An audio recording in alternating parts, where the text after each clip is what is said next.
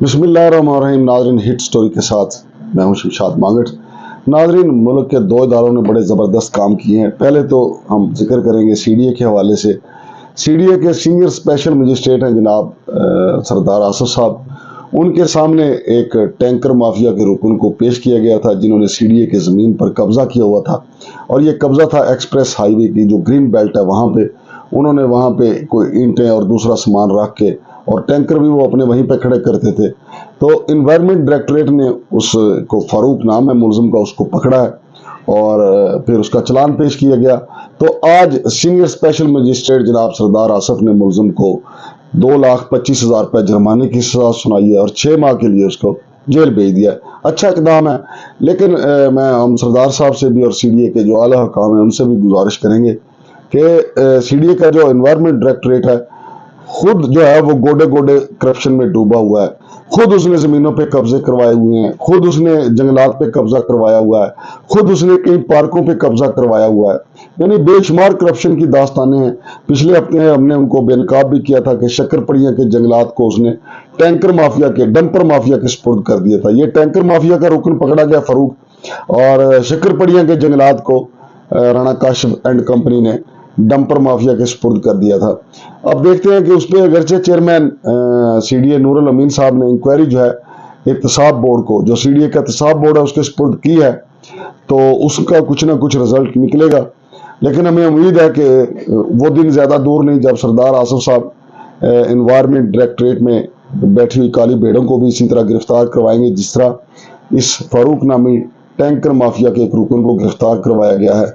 लेकिन नाज़रीन, इस गिरफ्तारी के हवाले से मुझे हजरत बाबा बुल्ले शाह साहब का एक शेर याद आता है। अगरचे वो शेर तो उनका अल्लाह की याद के हवाले से है, नफ्स को कंट्रोल करने के हवाले से है। उन्होंने कहा था कि बुल्ले शाह आसमानी उड़दियां फड़ना जरा मन विच वसदा उन्हें फड़िया ही नहीं।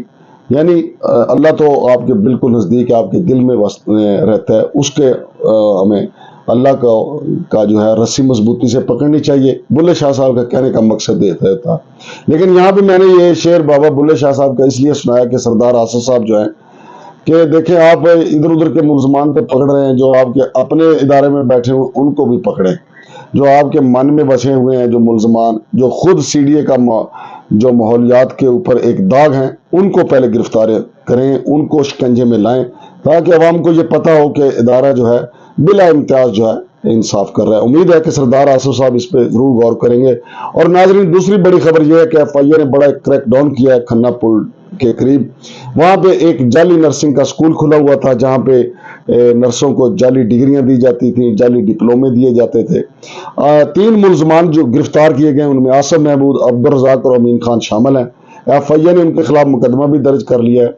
लेकिन जो इब्तदाई तहकीकात है उसमें मालूम हुआ है कि इन मुलजमान ने सिर्फ यहीं पे ये धंधा नहीं खोला हुआ था, बल्कि खैबर पख्तूनख्वा और पंजाब में 18 कॉलेजेस जो हैं वो इन्होंने खोल रखे थे, और वहाँ पे बेशुमार नर्सों के ये डिप्लोमे और सर्टिफिकेट बांटते थे। और उसके अलावा भी इनका काफ़ी धंधा था जाली सर्टिफिकेट और जाली असनाद देने का। एफआईए ने इनकी मुलजमान की गिरफ्तारी के बाद जो बयान जारी किया है वो भी ज़रा सुन लें। इस्लामाबाद ने हमें शिकायत की थी कि उनके पैरेलल कोई नर्सिंग कौंसल जो है वो चल रही है इधर इस्लामाबाद में, और वो जाली नर्सिंग की डिग्रीज बना के दे रही हैं, और हकीकत में ये लोग जो है ना वो मौत के सौदागर हैं, मौत बांट रहे हैं, क्योंकि जाली नर्सेज बना के ये हॉस्पिटल्स में उनको जॉब्स दिलवाते हैं। नर्सेज की ना ट्रेनिंग होती है, ना वो उनको पता होता है कि किस तरह काम करना है। इस तरह वो मरीजों के साथ जो है राह है जब बर्ताव करती हैं तो काफ़ी लोग जो है वो उससे लोगों का नुकसान होता है। तो हमने इस इतला पर रेड किया है, वहाँ से हमें ये जो है ना इनकी लैब और वर्कशॉप मिली है, जाली मवाहिर मिली है, जाली स्नात जो ये बनाते थे, नर्सिंग जो डिग्रीज बनाते थे नर्सिंग की, जिसकी बुनियाद पर जो है ना लोग जैल साजी से आगे जॉब्स हासिल करते थे प्राइवेट और सरकारी हॉस्पिटल में और बरूने मुल्क। ये बहुत बड़ा ऑपरेशन है, बहुत बड़ा स्कैंडल है जाली डिग्रीज का और डिप्लोमा का, जो हमने डायरेक्टर एफआईए इस्लामाबाद जोन जो अब्दुल जब्बार साहब है उनकी इजाज़त से किया है।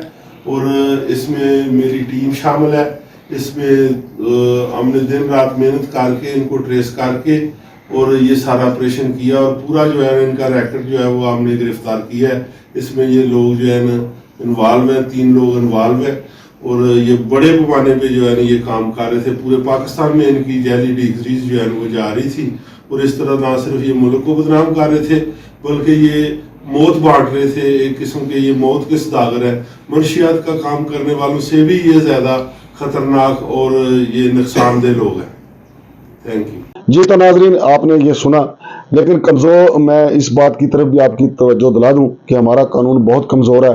اس کی بنیادی وجہ یہی ہے کہ ملزمان کو گرفتار کر لیا گیا, ان کے قبضے سے جعلی جو ڈپلومے ہیں, جعلی اسناد جو ہیں وہ بھی پکڑ لی گئی ہیں, موریں بھی برآمد ہو گئی, سب کچھ ہو گیا.